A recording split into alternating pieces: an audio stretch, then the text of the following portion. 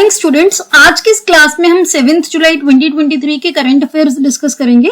इस क्लास में हम द हिंदू, इंडियन एक्सप्रेस और भी जैसे हिंदुस्तान टाइम्स, इकोनॉमिक्स टाइम्स है, अलग अलग न्यूज़पेपर्स में से क्वेश्चंस डिस्कस करते हैं और वहीं पे उसके साथ उसकी प्रॉपर डिस्कशन करते हैं। अकेले क्वेश्चन आंसर नहीं करते, जो भी प्रॉपर एक्सप्लेनेशन होती है वो भी इसके साथ डिस्कस करते हैं। So let's begin. The first question is, which of the following currency do not contribute to determine the currency value of special drawing rights, यानी कि SDR। So जो SDR है उसकी करेंसी वैल्यू को डिटरमाइन करने के लिए जो नीचे ऑप्शंस दी हुई हैं, इनमें से कौन सी करेंसी कंट्रीब्यूट नहीं करती है। तो यहाँ पे नॉट लिखा हुआ है। जनरली स्टूडेंट्स ये गलती करते हैं, वो क्वेश्चन जब पढ़ते हैं इतना ध्यान नहीं देते कि वहां पर नॉट लिखा होता है या इनकरेक्ट लिखा होता है। तो आपको ये चीज का स्पेशली ध्यान रखना है। तो ऑप्शन ए है यूएस डॉलर, ऑप्शन बी है जापानीज येन, ऑप्शन सी है Indian rupee and option D है पाउंड स्टर्लिंग। यहाँ पर आप इस क्वेश्चन का सोर्स देख सकते हो। So recently reserve bank of India यानी कि आरबीआई के पैनल ने सजेस्ट किया है कुछ मेजर्स रूपी की, जो हमारी करेंसी है इंडियन रूपी, उसकी इंटरनेशनलाइजेशन को करने के लिए, और जो जो इंडियन रूपी है उसको आईएमएफ के एसडीआर में इंक्लूड करने के लिए। तो यहाँ से आपको हेडलाइन से ही समझ आ गया होगा कि जो रूपी है वो अभी करंटली एसडीआर का पार्ट नहीं है। तो एसडीआर को अगर देखिए, एसडीआर क्या है? एसडीआर एक इंटाइटलमेंट्स है जो कि आईएमएफ के मेंबर कंट्रीज को दिए जाते हैं, सो दैट अगर उनको कभी जरूरत है तो वो अपने कोटा से, जो भी उनका कोटा होता है, जो उनकी कंट्रीब्यूशन होती है, उसके अलावा भी वो ड्रॉ कर सके, निकाल सके। ये जैसे कोई बैंक होता है, किसी को लोन देता है, कस्टमर को क्रेडिट लिमिट ग्रांट करता है, उसी के सिमिलर है। आप ऐसे समझ सकते हो, जैसे एक बैंक कस्टमर को क्रेडिट लिमिट देता है, वैसे ही आईएमएफ जो उसके मेंबर नेशंस हैं उसको क्रेडिट लिमिट देते हैं थ्रू द एसडीआर। एसडीआर जब भी किसी भी कंट्री को एलोकेट किए जाते हैं तो सिमिलर अमाउंट है वो उस मेंबर नेशंस को क्रेडिट कर दी जाती है। करेंसी वैल्यू की अगर बात करें एसडीआर की, वो किस बेसिस पर डिटरमाइन होती है? जो 5 करेंसीज हैं, कौन कौन सी? यूएस डॉलर, उसके बाद है यूरो, उसके बाद है जापानीज येन, देन है पाउंड स्टर्लिंग, देन है चाइनीज रेनमिनबी। सो जो चाइनीज रेनमिनबी है ये सबसे लेटेस्ट, सबसे लास्ट में इसमें ऐड हुआ था। इन पांचों की जो एक्सचेंज रेट्स होते हैं उनकी बास्केट, इन पांचों करेंसीज की एक बास्केट है जिनकी एक्सचेंज मार्केट एक्सचेंज रेट्स के बेस्ड पर एसडीआर की करेंसी वैल्यू डिटरमाइन की जाती है। तो आई होप आपको ये क्लियर हो गया होगा। स्टिल आपको कोई डाउट है आप कमेंट सेक्शन में पूछ सकते हैं। ये पांचों जो करेंसीज हैं आपको बहुत अच्छे से याद रखनी है, क्योंकि इनमें से क्वेश्चन प्रीवियसली पूछे जा चुके हैं। तो इसका आंसर है option C, that is Indian rupee, क्योंकि यहाँ पर नॉट पूछा गया था। आगे हम बात करते हैं, which of the following countries was not a part of Shanghai 5 grouping which was basis of SCO. SCO यानी कि शंघाई कोऑपरेशन ऑर्गेनाइजेशन। सो इनमें से कौन सी कंट्री शंघाई 5 ग्रुपिंग का पार्ट नहीं है जो कि एससीओ का बेसिस था? ऑप्शन ए है इंडिया, ऑप्शन बी है चाइना, ऑप्शन सी है कजाकिस्तान एंड ऑप्शन डी है ताजिकिस्तान। यहाँ पर आप इस क्वेश्चन का भी सोर्स देख सकते हो।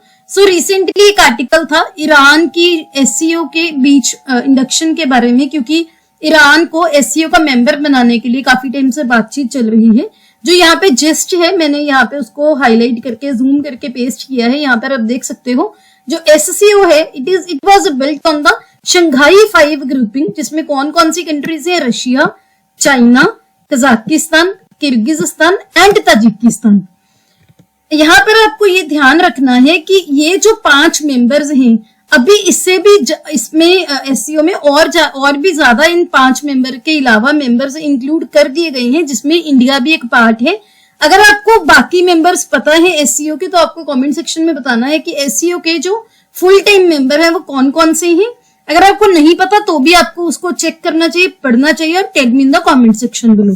तो इसका आंसर है option A, that is India, क्योंकि इंडिया शंघाई 5 ग्रुपिंग का पार्ट नहीं था। लेकिन अगर आपको एससीओ का मेंबर पूछा जाए तो इंडिया एससीओ का मेंबर है। तो दोनों चीजों में कंफ्यूज नहीं होना है। और आपको ये भी ध्यान रखना है कि शंघाई 5 ग्रुपिंग किसके साथ रिलेटेड है। अगर क्वेश्चन आता है तो एससीओ के साथ रिलेटेड है। Next question is which union territory in India launched India's first chatbot for people in distress? Bharat के कौन से केंद्र शासित प्रदेश ने भारत का पहला चैटबॉट लॉन्च किया है? किनके लिए? जो भी लोग डिस्ट्रेस में हैं, जो नीडी लोग हैं, किसी भी प्रॉब्लम में हैं, उनके लिए। ऑप्शन ए है दिल्ली, ऑप्शन बी है Jammu and Kashmir, option C है Andaman and Nicobar and option D है पुडुचेरी। यहाँ पर आप देख सकते हैं इस क्वेश्चन का source. So recently Jammu Kashmir ने इंडिया का पहला चैटबॉट लॉन्च किया है फॉर पीपल इन डिस्ट्रेस। क्योंकि ये इंडिया का पहला चैटबॉट है तो ये बहुत इंपॉर्टेंट है। इंडिया का फर्स्ट टेलीमानस चैटबॉट है जो कि इंस्टेंट कॉन्वर्सेशन करेगा जो भी लोग डिस्ट्रेस में होंगे उनके साथ। वो लॉन्च किया गया है जम्मू एंड कश्मीर में। इस साल कश्मीर में बहुत ज्यादा मतलब highest number of distress calls देखी गई हैं टेलीमानस सेंटर के को जो की गई हैं। इस इनिशिएटिव से जम्मू एंड कश्मीर क्या इंश्योर करना चाहता है कि जो लोग हैं विच आर इन डिस्ट्रेस उनको health counsellors, clinical psychologist, consultants 24/7 round the clock available हो। तो आपको ध्यान रखना है, इसका आंसर है option B, that is Jammu and Kashmir. आगे हम बात करते हैं नेक्स्ट क्वेश्चन की। Which country will host the 8th edition of International Conference on Women in Physics? कौन सी country international conference on women in physics का 8वां एडिशन होस्ट करने वाला है? ऑप्शन ए है फ्रांस, ऑप्शन बी है चाइना, ऑप्शन सी है इंडिया एंड ऑप्शन डी है यूएई यानी कि यूनाइटेड अरब एमिरेट्स। यहाँ पर आप इस क्वेश्चन का भी सोर्स देख सकते हो। Gender in physics meet in Mumbai from July 10th। So ये इंपॉर्टेंट क्यों है? क्योंकि ये भारत का पहला भारत पहली बार इस कॉन्फ्रेंस को होस्ट करने वाला है। तो आपने को ध्यान रखना है, it is first to be organised in India. कब होगा ये? 10 से लेकर 14 जुलाई तक। इसका 8th एडिशन है international conference on physics women in physics का, जिसको जेंडर इन फिजिक्स मीट भी बोला जाता है। ये जो कॉन्फ्रेंस है ये किसकी है? International union of pure and applied physics की, जो कि पहली बार फ्रांस में हुई थी 2002 में। इसमें क्या, इसका एम क्या है? जो फिजिक्स की एजुकेशन है और जो रिसर्च है उसमें जेंडर इम्बैलेंस को एड्रेस करना। फिजिक्स के फील्ड में जो वुमेन है वो कंपैरेटिवली कम है, उसी जेंडर इम्बैलेंस को एड्रेस करने के लिए ये कॉन्फ्रेंस ऑर्गेनाइज की जाती है। कौन इसको ऑर्गेनाइज करता है? ये ऑर्गेनाइज करता है gender in physics working group of the Indian physics association and Tata institute of fundamental research Mumbai. तो ये जो इनिशिएटिव है, ये जो कॉन्फ्रेंस है, ये दोनों ये ज्वाइंटली कोऑर्डिनेट करेंगे। ये जो कॉन्फ्रेंस है ये वर्चुअल होगी और इसको Homi Bhabha centre for science education host करेगा। तो आपको ये सभी पॉइंट्स ध्यान रखने हैं। तो इसका आंसर है option C, that is India. आगे हम बात करते हैं operation Kayakalp was started by which state in India. जो ऑपरेशन कायाकल्प है भारत के कौन से राज्य ने स्टार्ट किया था? ऑप्शन ए है मध्य प्रदेश, ऑप्शन सी है उत्तर प्रदेश, ऑप्शन सी है केरला एंड ऑप्शन डी है उत्तराखंड। यहाँ पर आप देख सकते हैं इस क्वेश्चन का भी सोर्स ये इंडियन एक्सप्रेस का क्लिप है। ऑपरेशन कायाकल्प यहाँ पे मेंशन्ड था, क्यों? जो ऑपरेशन कायाकल्प है, सबसे पहले तो आपको ये ध्यान रखना है 2019 में उत्तर प्रदेश की गवर्नमेंट ने स्टार्ट की थी। इसका एम क्या था? इस ऑपरेशन के अंडर जो उत्तर प्रदेश के प्राइमरी एंड सेकेंडरी स्कूल्स हैं उनको स्मार्ट स्कूल्स में कन्वर्ट किया जाएगा। उसका ऑब्जेक्टिव क्या होगा कि जो एजुकेशन फैसिलिटीज हैं उसको कंटिन्यूसली इंप्रूव किया जाए इन द स्टेट यूपी में। तो इसी की वजह से जो यूपी के प्रॉपर एजुकेशन सिस्टम को डिस्कस किया हुआ था इंडियन एक्सप्रेस में, तभी मैंने ये क्वेश्चन यहाँ पे इंक्लूड किया। तो इसका आंसर है option B, that is Uttar Pradesh. Next question is headquarters of OPEC is located in. OPEC के हेडक्वार्टर्स कहां पर हैं? ऑप्शन ए है जिनेवा स्विट्जरलैंड, ऑप्शन बी है वियना ऑस्ट्रिया, ऑप्शन सी है New York USA and option D है Manila Philippines. इस question का भी आप सोर्स देख सकते हो। सो रिसेंटली ओपेक ने 5 नए देशों को कंसल्ट किया है कि आप ओपेक को ज्वाइन कर लो। कौन कौन से देश हैं?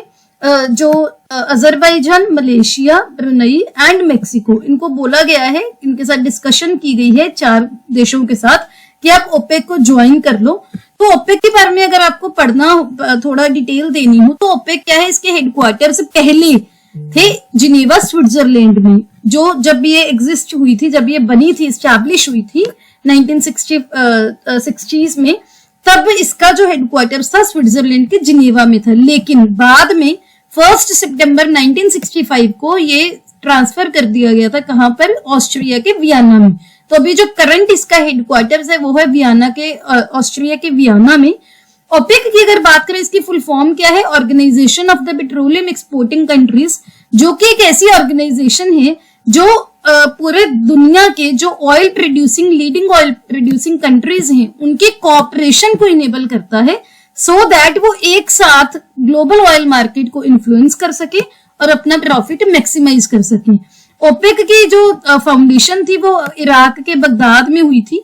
एक एग्रीमेंट साइन हुआ था सितंबर 1960 में, जो कि इनिशियली 5 कंट्रीज ने किया था। कौन कौन सी, republic of Iran, Iraq, Kuwait, Saudi Arabia and Venezuela. लेकिन उसके बाद 8 और देशों ने ज्वाइन कर लिया इसको, और करंटली इसके 13 मेंबर कंट्रीज हैं। कौन कौन से हैं इसके अलावा, 5 के अलावा, कतर है, Indonesia, Libya, UAE, Algeria, Ecuador, Nigeria, Gabon, Angola, Equatorial Guinea and Congo. तो यह आपको ध्यान रखने हैं इसके मेंबर नेशंस भी, और इसका हेडक्वार्टर कहां पर है। तो इसका आंसर है option B, that is Vienna, Austria.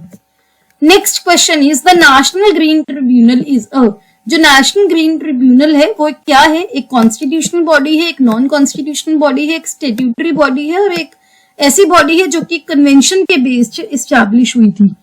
यहाँ पर आप इस क्वेश्चन का भी सोर्स देख सकते हो। सो रिसेंटली जो एनजीटी के चीफ थे जस्टिस आदर्श कुमार गोयल जी, उनका टेन्योर था, जो 5 साल का टेन्योर होता है इनका, वो अभी खत्म हुआ है। तो अभी जो नए जो चीफ होंगे, इसके चेयरपर्सन होंगे, वो इसको ज्वाइन करेंगे।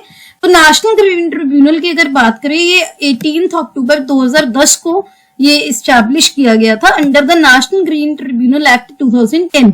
तो क्या है, ये एक एक्ट के अंडर है, तो ये एक स्टेट्यूटरी बॉडी है। कोई भी बॉडी अगर किसी एक्ट के अंडर इस्टेब्लिश की जाती है उसको स्टेट्यूटरी बॉडी बोला जाता है।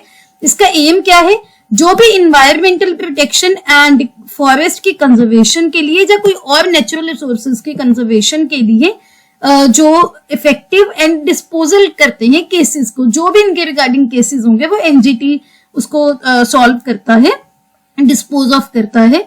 सो इसमें कोई भी लीगल राइट हो, अगर किसी, मान लो किसी इन्वायरमेंट कोई ऑर्गेनाइजेशन है, उनके लीगल राइट्स हैं, किसी भी पर्सन को उनके उनके डैमेज के लिए कंपनसेशन देना है, कोई भी इनकी मैंडेट के अंडर चीजें आती हैं, उसको इसके बारे में केसेस होता है, केसेस को हियर करता है। ये एक स्पेशलाइज्ड बॉडी है जिसमें एक्सपर्टीज होती है, जो कि इन्वायरमेंटल डिस्प्यूट्स को हैंडल करते हैं। ट्रिब्यूनल की अगर बात करें तो चेयरपर्सन होते हैं जो इसको हेड करते हैं, जो कि इसके प्रिंसिपल बेंच में बैठते हैं। उनकी सीट प्रिंसिपल बेंच में होती है। प्रिंसिपल बेंच है एनजीटी का दिल्ली में। इसके अलावा भी इसके जो ऑफिसेज हैं, लेकिन प्रिंसिपल बेंच है दिल्ली में। और इसके साथ चेयरपर्सन के साथ एटलीस्ट 10, कम से कम 10, लेकिन नॉट मोर देन 20, यानी कि 10 से 20 मेंबर्स इसके होंगे, जुडिशियल मेंबर्स होंगे जो, और 10 से 20 मेंबर्स ही होंगे जो एक्सपर्ट मेंबर्स होंगे इन्वायरमेंटल अलग अलग फील्ड्स में, जो भी इनकी रिक्वायरमेंट है। तो इसका आंसर है option C, that is statutory body. Next question is, who is the chairperson of GST council in India. GST council के चेयरपर्सन कौन है? ऑप्शन ए है prime minister of India, option B है finance minister of India, option C है president of India and option D है none of the above. यहाँ पर आप इस क्वेश्चन का भी सोर्स देख सकते हो। सो रिसेंटली जीएसटी काउंसिल की 50th मीटिंग जो अनाउंस की गई है, कब होगी वो 11 जुलाई को। वो क्या डिस्कस करेंगे, जो हिल स्टेट्स हैं, जो पहाड़ी स्टेट्स हैं, उनको जो बजटरी सपोर्ट होती है और जो एमयूवीज हैं उनके पर जो सेस लगाया जाता है, मल्टी यूटिलिटी व्हीकल्स होते हैं उनके पर जो सेस लगाया जाता है, उसको डिस्कस करेंगे। जब भी ये मीटिंग होती है उसके बाद इसकी जो भी एमओएम होंगे वो हम डिस्कस करेंगे। यहाँ पर आपको क्या ध्यान रखना है कि इसके चेयरपर्सन कौन होते हैं? Finance minister of India. अगर आपको जीएसटी काउंसिल की कंपोजिशन कंप्लीट पता है तो tell me in the comment section below. आगे हम बात करते हैं the first IIT campus outside India. India के बाहर पहला आईआईटी का कैंपस कहां पर लगाया जाएगा?